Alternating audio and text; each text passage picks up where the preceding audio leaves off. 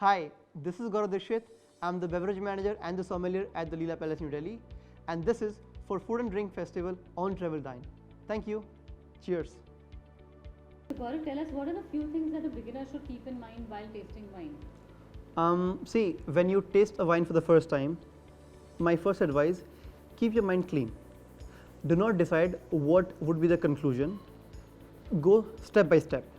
So look into the glass, see what you smell, see what are the taste on your, on the palate, and then you do like, oh, this flavor profile is in a specific wine. These are the smell that I get in this specific wine. If you decide, oh, this is a Chianti in the very first time, then you will only smell, you will only see what you see in a Chianti. So keep the canvas clean and just taste it. It is very advisable that you should write. So if I see something, I make a note of it, and at the end, just see what is the final conclusion. And what are the like a few food pairings that go with a good Italian red wine? See, again, with the Italian red wine food pairing, it's a bigger topic that I can speak for the whole day. But let us make it more easy. So there's one golden rule, like the local food and the local wine. So example, I'm somewhere in a Chianti and I'm eating the food all the way from Tuscany, okay. They're known for their beautiful pastas, okay, like some spaghetti with some very small pomodoro sauce. Then I would need a very nice and light Chianti. Similarly, if I'm traveling all the way up to north and I'm somewhere in Alba or I'm maybe in any of the village like Barolo Barbaresco, and they have this beautiful pasta that's called tagliarini, which is like really, really thin, and it is predominantly based on the meat, okay, it's got some meat sauce. With that, I would need some local wine. I could have a Dolcetto, I can have maybe a Barbera, or if the food is very high in the meat content, then of course I need a Barolo or a Barbaresco. And what about white wine? Like what Italian white wine and what food pairing should be with that? Okay, so Italian white wines are, again, they're very versatile. So if you have something from Sardinia, okay, they're known for their beautiful white wine which has got this luscious green color. Okay, they're very nice, acidic. Okay, when you look into the glass, they're very greeny of nature. Okay, so I think with those sort of wine, you need a salad, and they've got a wine again from Sicily or maybe some southern region of Italy that's called very easily available. You can try a wine which is a Chardonnay, which they widely arranged, or like a Garganega or maybe a Soave. These are the wine which is very easy to go, very versatile. So anything which is any white meat, you're having a fish, you're having any chicken preparation or any salad, you can always have some Italian white wines. So is there a different wine to go with each course, because Italians have their meal courses, right? Well, it depends. What are the courses? If you start your meal with the salad and then moving on to some cold cuts, then moving on to the pasta, then moving on to the meat course, and then having to the dessert, then of course you would need one wine for every course. But the scenario changes when you are drinking or eating food at your home. So for home, you are inviting some guests over, and you have some friends, and you've got some wine. So it's a culture. In Italy, example, if somebody invites me, I would always carry a bottle of wine, and they being the host, they will always have a couple of bottles that they want me to drink with the food. So I think there the situation changes. Whatever wine they have, we always drink it. But yes, for the wine dinners, considering the menu, considering the cuisine, what Italian region it comes from, we need to decide on the wines. And how do Italians drink wine back in Italy? Like, tell us something about that. Well, let me tell you something which I recently, on my recent trip to Alba, which I experienced. So I was there with one of my friend. Okay, his name is Giovanni. He is the 5th generation from this beautiful winery called Gaia. Okay, so I tasted some of the latest vintage they had. I tasted some of their older vintage. He gave me the history of their family, the winery, how they change everything when they have a generation in the family. So he told me that for the lunch, Dolcetto and Barbera is the lunch wine, which is more fruitier, not very high in body. Okay, it's an easy drinking wine because they need to keep going on the whole day. So they eat something light. So for the lunch, for them, they eat some light pasta, they eat some cold cuts, like cold cut beef, cold cut pork, or something, maybe some lamb, okay, like a baby lamb, which is cold. Okay, that is what they drink with. They always drink with very light body wine. For the people in north, Barbera and Dolcetto is their lunch wine. but when they come back to the family, okay, and when they are drinking when they're eating, they always drink their local wines. So if I'm eating something in Alba or in Barolo, in Barbaresco, I would be drinking the local wines. Situation changes when I go to maybe Veneto. So if in Veneto, and if it's dinner time, I would of course have some Valpolicella. I will have some Amarone on a special occasion. But if I'm in Tuscany, I will have a Chianti. If I'm somewhere in Montalcino, I will have Brunello. It depends. And is there, tell us something about Italian dessert wines. Okay, so there are many. So nowadays, everybody is making dessert wine. If not for commercially, they make for their own home, family production. Okay, but there are two which I love the most. There's one that comes from Piedmont region, which is again somewhere in north. It's called Asti Spumante, very nice, sweet, fruity wine. And there's one that comes from Tuscany. It's called Vinsanto. Those are my two favorite wines.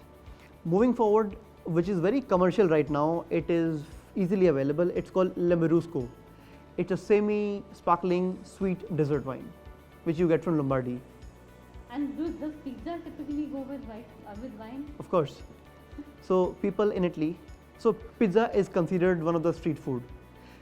Having said that, now pizza is being, being very experimental. Okay, so everybody is doing different experiments. Okay, so pepperoni pizza, pizza with some salami, they're all very commercialized. But if you go back to Italy, they have very basic sort of pizza. So they do not have anything which is thin crust. They've got like nice thick slice of a pizza and anything with the meat. Okay, so depending if you're eating any veg pizza which might have some truffle on it, so having truffle which is very aromatic, okay, for them you need a very specific wine. So with the truffle you would need a wine again from something Alba. So I don't mind having a glass of a Barbera di Alba with the wine which has truffle in it.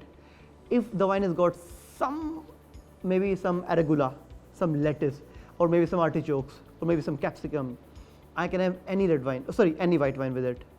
But if it's a pizza which has some meat over it, I would need a red wine.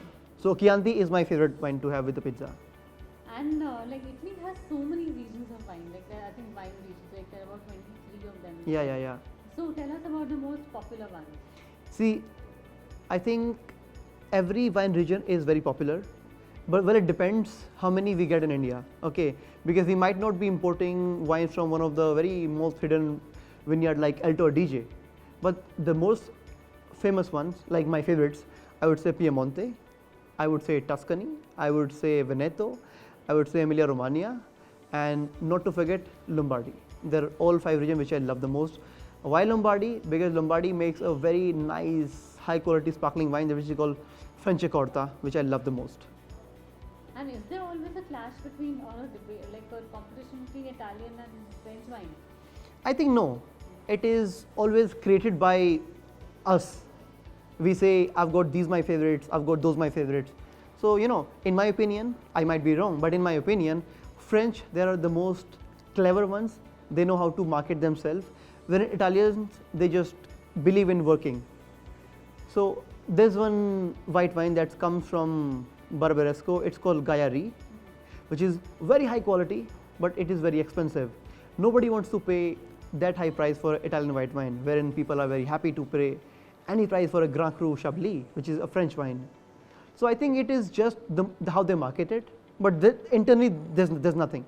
Okay. And how would you pair Italian wine with Indian food?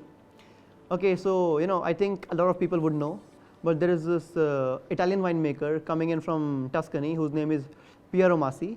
He's currently the head winemaker for one of the wine houses in India that's called Fratelli. So Fratelli is again an Italian word which means brother. So Piero Masi makes his home style wine. So he's making this beautiful wine called Sette. So Sette is Indian Super Tuscan wine. The base is again Sangiovese. So again, so with Italian wine, I would like to pair which is like Indian curries. So if I'm making Indian curries which has got some meat, okay, like a chicken, which is cooked with a lot of Indian spices, I would say which goes very well. But the dishes like rada meat, okay, which is again a certain dish, I would have maybe something, how do I say it, like something like an Amarone, which is high in alcohol. So that's a golden rule. If the wine has got high tannins, you need some protein in it. So the meat, like the lamb dish, okay, so like lamb curry or like some mutton curry, you need wine like a Veneto from Italy, of course. You need a Brunello, which is again high tannic wines. Depending what part of Indian cuisine you're eating, you can always pair a wine. But yes, Italian wine can definitely go with Indian food. Great to know that.